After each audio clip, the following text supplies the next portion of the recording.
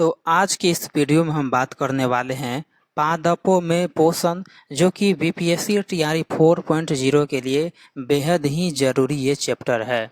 अगर आप कोई भी कॉम्पिटिशन एग्ज़ाम की तैयारी कर रहे हैं और साइंस में अगर पादपों में पोषण पढ़ रहे हैं हमसे, तो आपको सभी एग्ज़ाम में ये हेल्प होने वाला है इस चैप्टर से। तो न्यूट्रिशन इन प्लांट्स इस चैप्टर का नाम है। तो चलिए इस चैप्टर को हम स्टार्ट करने जा रहे हैं। और ये आपको बता दूं कि ये थ्योरी का क्लास है, कोई यहाँ पर पीवाईक्यू का क्लास नहीं है, थ्योरी का क्लास है। क्योंकि आपको कॉन्सेप्ट क्लियर होना चाहिए, तभी आप सवालों का जवाब दे सकते हैं।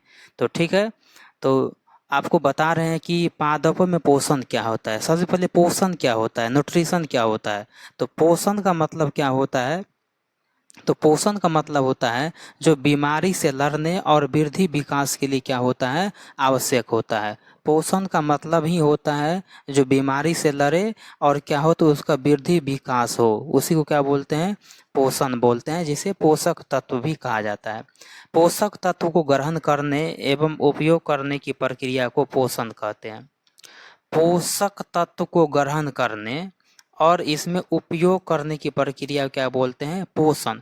पोषण का मतलब क्या, जैसे आप खाना खाते हैं तो उसमें कितना न्यूट्रिशन है, कितना पोषण है, आपके शरीर में कितने पोषण की ज़रूरत होती है। जैसे मिनरल्स हो गया, कार्बोहाइड्रेट हो गया, ठीक है। तो ये सब जितने भी आप खाद्य पदार्थ होते हैं, बस इस सब में क्या होता है, पोषण मिलता है, पोषक तत्व मिलते हैं उसमें। पादपों में जो होता है पोषण, वो दो प्रकार से होते हैं। यहाँ पर पेड़ पौधे की बात कर रहे हैं, यहाँ पर चूंकि प्लांट्स की बात कर रहे हैं, चूंकि प्लांट में न्यूट्रिशन यानी जो पेड़ पौधे होते हैं उसमें पोषण किस तरह से होते हैं। तो पेड़ पौधा में जो पोषण होता है दो तरह का होता है।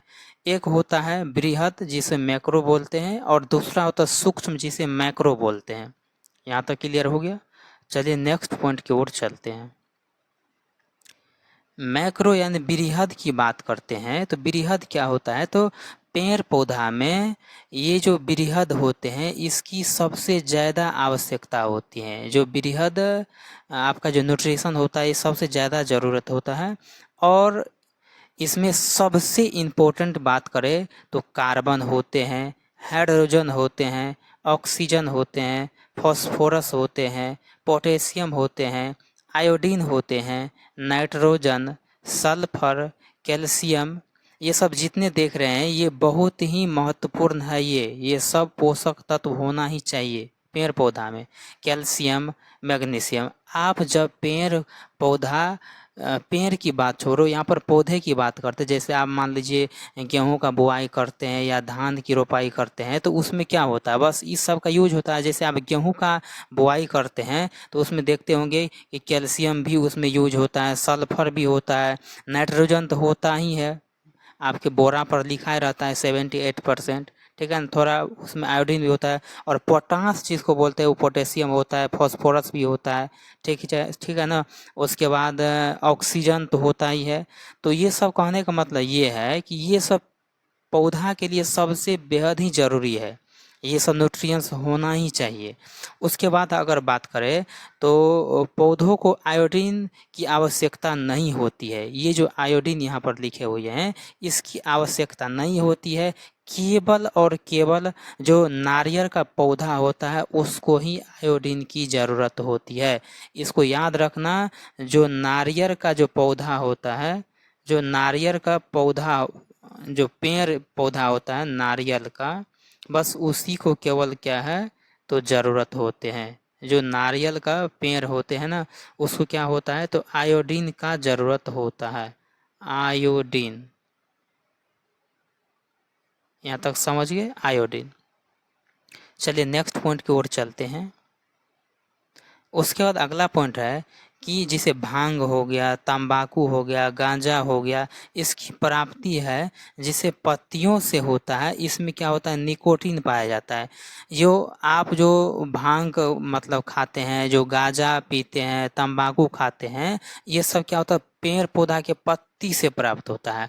और जितने भी ये पत्तियों से प्राप्त होने वाला होता है पदार्थ, वो क्या होता है उसमें निकोटीन होते हैं। और गुलाब के तने से क्या होता है, नए किस्म के नए पौधे को उगाना क्या कहलाता है तो कायिक जनन कहलाता है। गुलाब का जो तना होता है, आप सीधा सीधा समझिए कि बहुत सारे ऐसे पौधे होते हैं जो उसके तना से ही नया पौधे का निर्माण हो जाता है। अब उस तना को लगाइएगा तो एक नया पौधा होगा। इसके लिए बीज की कोई ज़रूरत नहीं होती है, बीज की ज़रूरत नहीं होती है। तो ये हमने बृहद पढ़ लिए हैं। अब देखते हैं कि मैक्रो यानी सूक्ष्म क्या होता है। जो सूक्ष्म न्यूट्रिएंट्स जो होते हैं, पौधों को इसकी सबसे बहुत ही कम मात्रा की ज़रूरत होती है। जो सूक्ष्म जो पोषक तत्व होते हैं ये बहुत ही कम ज़रूरत होते हैं। जैसे लंबाई में वृद्धि के लिए केवल जिंक की आवश्यकता होती है। आप जब गेहूं को बुआई करते हैं तो आप देखते होंगे कि उसमें जिंक भी डाला जाता है। जिंक इसलिए डालते हैं ताकि उसमें क्या हो तो लंबाई में वृद्धि हो, पौधा थोड़ा बड़े हो जाए, बौना ना हो जाए। क्योंकि बड़े होंगे तभी उसमें क्या होगा तो फल उसमें लगेंगे अच्छा से। और लोहे का प्रयोग खाद के रूप में नहीं किया जाता है। ठीक, अगर आप सूक्ष्म पोषक तत्व की बात करते हैं तो इसका ट्रिक होता है मन को जीत कल मत बोल funny.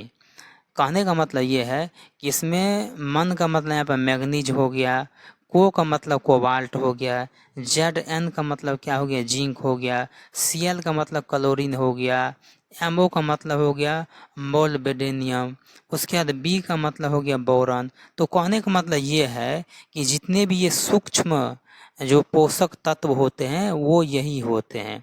Manganese cobalt zinc chlorine molybdenum, उसके बाद बोरन आयरन निकेल, ये सब आपको याद रखना होगा। क्योंकि यहाँ पर मैच द फॉलोइंग करके जब क्वेश्चन पूछा जाता है ना उसमें दिक्कत होता है। MATCH, हाँ, मैच द फॉलोइंग करके जो क्वेश्चन पूछते हैं उसमें ये काफ़ी दिक्कत होता है, क्योंकि आपको याद होना चाहिए।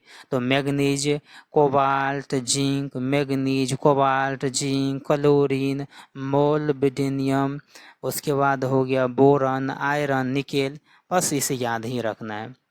पादपों का आर्थिक महत्व होता है। जो कपास होता है उस कपास से क्या होता है कॉटन की प्राप्ति होती है।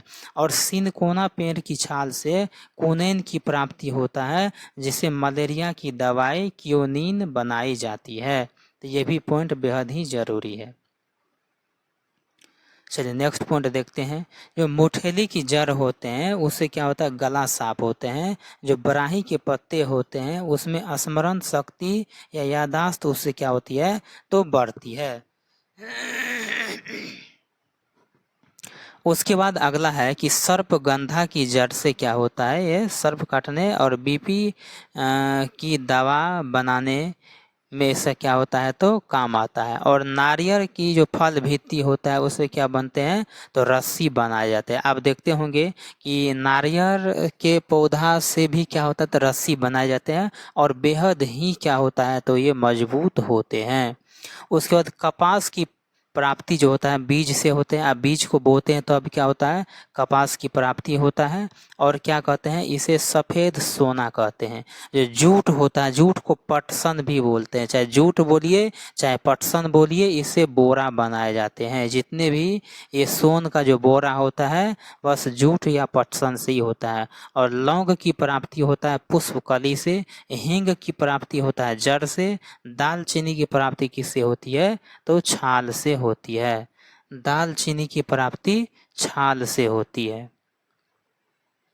अगला पॉइंट, जो कोकीन होते हैं, हशीश जिसको भांग बोलते हैं, गांजा बोलते हैं, मेरिजुआना बोलते हैं, ये सभी मादक पदार्थ होता है। और इसकी प्राप्ति किससे होती है पत्ती से होती है। इसकी प्राप्ति पत्ती से होती है।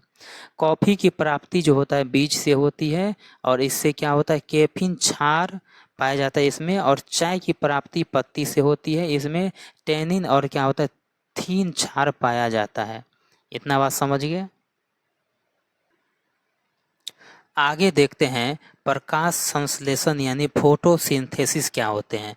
तो आप इस क्लास से जुड़कर क्यों नहीं तैयारी कर रहे हैं, क्योंकि यहाँ पर प्रत्येक जितने भी वीडियो आपके लिए लाते हैं सब थ्योरी का क्लास होते हैं और बेहद ही ज़रूरी होते हैं। ये थ्योरी सब प्रकार जितने प्रकार के कॉम्पिटिशन एग्जाम होते हैं सभी के लिए बेहद ही रामबाण होते हैं और हम नोट्स के माध्यम से आपको पढ़ाते हैं तो और उसमें चार चांद लग जाते हैं। उसके बाद अगर हम नेक्स्ट पॉइंट की बात करें तो फोटोसिंथेसिस यानी प्रकाश संश्लेषण क्या होता है। तो सब जानते हैं कि प्रकाश संश्लेषण का मतलब होता है इसमें पौधा जो होता है सूर्य के प्रकाश से क्या होता है ऊर्जा, उसके बाद वातावरण से CO2 और जड़ों से क्या होता है पानी और पत्ती से क्या होता है क्लोरोफिल का उपयोग करके अपना भोजन बनाते हैं। इतना बात समझ गए। उसके बाद यहाँ पर 6 कार्बन डाइऑक्साइड और 6 पानी से क्या होते हैं और सूर्य के प्रकाश की उपस्थिति से ये ग्लूकोज का निर्माण करते हैं और क्या करते हैं ऑक्सीजन का निर्माण करते हैं। कहने का मतलब ये है कि पेड़ पौधा अपना भोजन कार्बन डाइऑक्साइड और जल के दोनों प्रक्रियाओं से बनाते हैं सूर्य प्रकाश की उपस्थिति में। इतना बात समझ गए। यहाँ पर देखिए कि CO2 जो होता है इसमें 6 कंपाउंड की ज़रूरत होते हैं और पानी भी 6 मात्रा ज़रूरत होती है, जिसे यहाँ पर ग्लूकोज यानी शर्करा C6H12O6 जिसे हम ग्लूकोज बोलते हैं और उसे शर्करा भी कहते हैं। उसके बाद ऑक्सीजन यहाँ पर क्या होते हैं बाहर निकलते हैं। यानी पेड़ पौधा जब भोजन करते हैं खाते हैं तो क्या होता है उससे ऑक्सीजन बाहर निकालते हैं, जिसे मानव जो हम लोग हैं बस सांस लेते हैं, क्योंकि ऑक्सीजन की 21% की ज़रूरत होती है। प्रकाश संश्लेषण जो होता है पत्ती एवं तना दोनों में होता है। जो फोटोसिंथेसिस होते हैं वो पत्ती और तना दोनों में होती है। लीफ एंड क्या होता है यहाँ पर तना दोनों में होती है। प्रकाश संश्लेषण के लिए कौन कौन से तत्व जरूरत है। सबसे बेहद है क्लोरोप्लास्ट, सूर्य प्रकाश, पानी, CO2। क्लियर। बस वही यहाँ पर बात सब लिखा हुआ है। उसके बाद यहाँ पर नोट में है कि प्रकृति का नियम है कि एक के अवशिष्ट पदार्थ जो होता है वो दूसरे के लिए आवश्यक पदार्थ बन जाते हैं। जैसे गाय का गोबर है तो गाय के लिए क्या होता है वो अवशिष्ट पदार्थ है, लेकिन अपने लिए क्या है ये आवश्यक पदार्थ है, क्योंकि उसी गोबर से जलावन तैयार करते हैं और अपने लोग खाना पकाते हैं। हम सांस छोड़ते हैं पर CO2 को बाहर निकालते हैं और वही क्या होता है CO2 पेड़ पौधा अवशोषित करता है। बस इसी से तो भोजन बनाते हैं ना। तो कितना ज़रूरी चीज़ है, कितना ज़रूरी बातें हैं कि एक का अवशिष्ट पदार्थ दूसरे के लिए क्या होता है तो ज़रूरतमंद वो पदार्थ होते हैं। अगला पॉइंट है कि प्रकाश संश्लेषण के फलस्वरूप अवशिष्ट पदार्थ के रूप में क्या होता है तो ऑक्सीजन बाहर निकलते हैं। ये फोटोसिंथेसिस के रूप में जो अवशिष्ट पदार्थ होते हैं वो ऑक्सीजन ही होते हैं। और पेड़ पौधा के लिए क्या है ये अवशिष्ट पदार्थ है ऑक्सीजन, अपने लोगों के लिए मानव के लिए बेहद ही ज़रूरी है, इसके बिना जीवन संभव नहीं है। उसके बाद यहाँ पर देखते हैं कि जल अपघटन के फलस्वरूप क्या होता है तो पर भी ऑक्सीजन निकलते हैं। जब जल अपघटन होता है तो पर भी क्या होता है ऑक्सीजन निकलते हैं। पेड़ पौधा CO2 से क्या होता है ग्लूकोज बनाते हैं और ग्लूकोज से ही क्या होता है सेल्यूलोज बनता है। ग्लूकोज से ही सेल्यूलोज बनता है और पेड़ पौधा का जो छाल होता है वो सेल्यूलोज का ही बना होता है। यानी सेल्यूलोज को अगर प्राप्ति करना है तो ग्लूकोज का बनना बेहद ज़रूरी है, यानी खाना खाना ही पड़ेगा पेड़ पौधा को। लेकिन पॉलीसेकेराइड होते हैं जो जो सेल्यूलोज होते हैं वो पॉलीसेकेराइड होते हैं। पेड़ पौधा भोजन जो होता है कार्बोहाइड्रेट वो ग्लूकोज के रूप में रखते हैं और इस कार्बोहाइड्रेट में क्या होता है कार्बन होने से क्या होते हैं ये कार्बनिक होते हैं।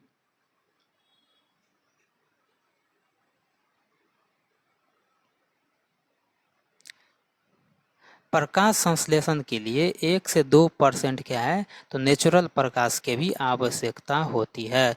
प्रकाश संश्लेषण के लिए आवश्यक प्रकाश का रंग क्या सा होना चाहिए, लाल होना चाहिए, नीला होना चाहिए और बैगनी होना चाहिए। प्रकाश संश्लेषण की क्रिया सबसे लाल रंग में होता है, उसके बाद नीला, उसके बाद बैगनी। तो लाल, नीला, बैगनी, बाकी जितने भी रंग होते हैं वो प्रकाश संश्लेषण में काम नहीं आते हैं। तो लाल, नीला, बैगनी, बस याद रखना कि किस रंग का होना चाहिए। तो लाल, नीला और बैगनी होना चाहिए।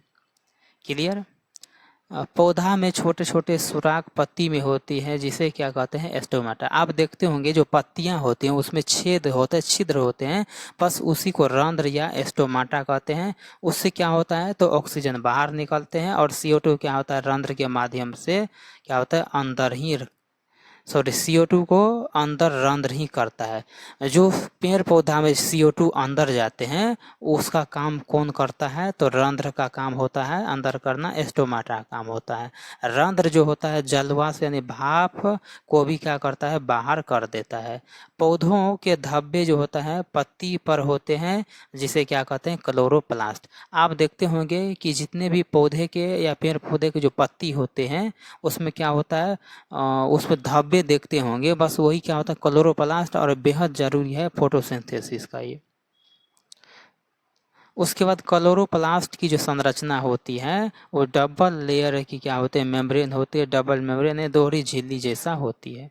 क्लोरोप्लास्ट में क्या होता है, पिलर जैसी संरचना पाई जाती है, जिसे क्या कहते हैं, तो ग्राना कहते हैं। और खाली जगह क्या बोलते हैं, एस्टोमा बोलते हैं, एस्ट्रोमा बोलते हैं।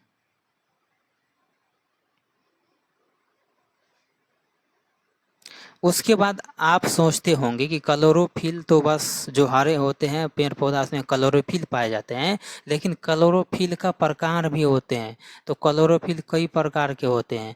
पहला होता है chlorophyll A, chlorophyll B, chlorophyll C, और क्लोरोफिल क्या होता है, डी होता है। लेकिन प्रकाश संश्लेषण में क्लोरोफिल ए ही भाग लेते हैं। आपसे पूछेगा कि आप बताइए कि निम्नलिखित में से प्रकाश संश्लेषण में क्लोरोफिल कौन भाग लेते हैं, बस ऑप्शन में ABCD करके दे देगा। जब आप पहली बार यहाँ पर आपके सामने क्वेश्चन आएगा तो आप कन्फ्यूज में रहिएगा कि प्रकाश संश्लेषण में क्लोरोफिल का भी प्रकार होता है, जी होता है।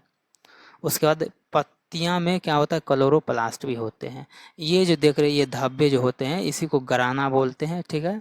और क्लोरोफिल में क्या होता है, मैग्नीशियम धातु पाई जाती है। प्रकाश संश्लेषण जो होता है एक रेडॉक्स अभिक्रिया होता है, जिसमें क्या होता है, ऑक्सीजन ऑक्सीकरण और क्या होता है, अपचयन रिडक्शन दोनों होता है। प्रकाश संश्लेषण एक रेडॉक्स अभिक्रिया होता है, जिसमें क्या होता है, तो ऑक्सीकरण और अपचयन, ठीक है ना, ऑक्सीडेशन और रिडक्शन दोनों साथ साथ होते हैं। जब जहाँ पर ऑक्सीडेशन और रिडक्शन होता है वो उसी को रेडॉक्स बोलते हैं, ठीक है। प्रकाश संश्लेषण में क्या होता है, CO2 का अपचयन होता है। CO2 हाइड्रोजन के साथ मिलकर ग्लूकोज बनाते हैं। इसी प्रक्रिया को केल्विन चक्र बोलते हैं।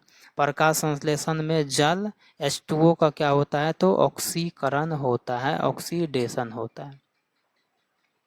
प्रकाश संश्लेषण उपस्थित पानी के अणु क्या होता है, टूट जाते हैं और क्या होता है, तो ऑक्सीजन गैस निकलते हैं। जो फोटोसिंथेसिस में क्या होता है, सूर्य के प्रकाश में, प्रकाश के उपस्थिति में क्या होता है, पानी के अणु सूर्य के प्रकाश की उपस्थिति में क्या होता है, तो पानी के अणु क्या होता है, टूट जाते हैं और क्या होता है, ऑक्सीजन गैस निकलते हैं। यह अभिक्रिया क्या होता है, प्रकाश पर निर्भर करते हैं। CO2 होता है इसे ग्लूकोज में बदलता है, CO2 ग्लूकोज में बदलता है उसे अपचयन कहते हैं, और H2O जो है सो ऑक्सीजन में बदलता है उसे ऑक्सीकरण कहते हैं।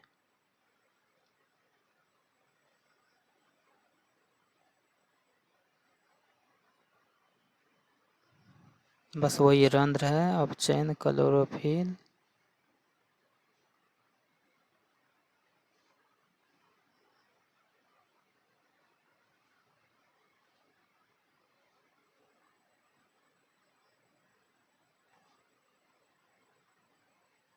यहाँ से देखिए, हम खाना खाते हैं तो ग्लूकोज को बनने के लिए, लेकिन सांस लेते हैं ग्लूकोज को तोड़ने के लिए। ये सबसे बेहद इम्पोर्टेंट पॉइंट है कि आप जो खाना खाते हैं वो ग्लूकोज को बनाने के लिए, चूँकि ग्लूकोज से क्या होता है, एनर्जी मिलता है, लेकिन उस ग्लूकोज को तो तोड़ने वाला भी तो कोई होना चाहिए। वो सांस ही होता है जो ग्लूकोज को तोड़ते हैं।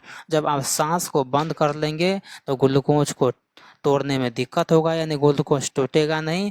जब ग्लूकोज टूटेगा नहीं तो एनर्जी नहीं बनेगा। जब एनर्जी नहीं बनेगा तो आपका शरीर लॉस हो जाएगा। जब शरीर लॉस हो गया तो कोई काम नहीं कर पाइएगा। इसीलिए सांस लेना तो सबसे बेहद ज़रूरी है। खाना से ज़रूरी है सांस लेना, क्योंकि जो भी आप पानी भी पीते हैं या कोई भी कुछ भी खाते हैं उसको तोड़ने का काम सांस ही करता है, ऑक्सीजन ही करता है। था बहुत इम्पोर्टेंट ये।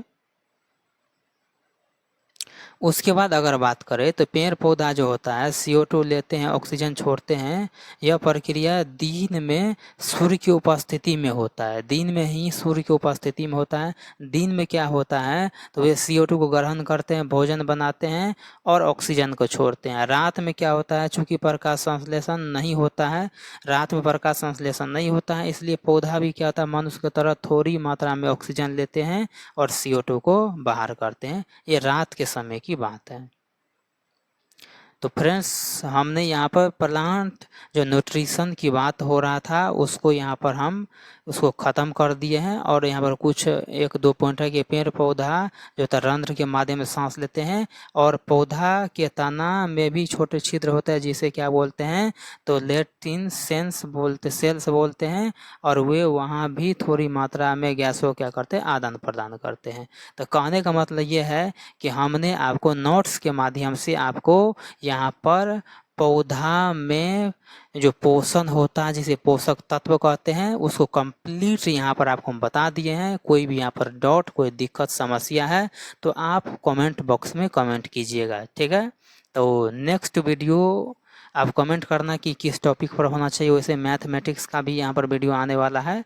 तो थैंक यू इस वीडियो को देखने के लिए। फ्रेंड्स, आपसे एक गुजारिश है कि आप इस हमारे चैनल से जुड़ जाइए और तैयारी कीजिए, और चैनल को सबसे ज़्यादा से ज़्यादा आप शेयर कीजिए इस वीडियो को, ताकि अधिकतर स्टूडेंट के पास हमारे ये वीडियो प्लस हमारे ये चैनल पहुंच सके। चूँकि छोटा चैनल है, आपकी हेल्प की ज़रूरत है।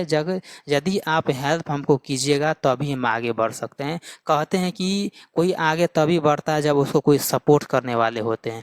बिना सपोर्ट के कोई आगे बढ़ नहीं सकता है। प्लीज़ आप हमें सपोर्ट कीजिए, हमें सपोर्ट की ज़रूरत है, हमें आप लोगों की सपोर्ट की बेहद ही ज़रूरी है, प्लीज़। तो थैंक यू इस वीडियो को देखने के लिए।